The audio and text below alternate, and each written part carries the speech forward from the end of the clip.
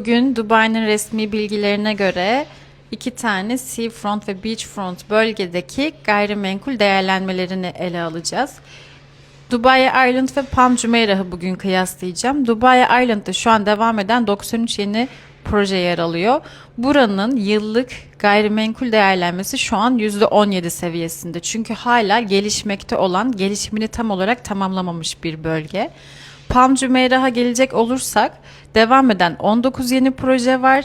Yıllık ortalama gayrimenkul değerlenmesi şu an %8 civarında. Çünkü Palm Jumeirah artık oturmuş bir community ve sisteme sahip. Artık fiyatlar doygunluk seviyesine ulaştı. Projeler de aynı şekilde.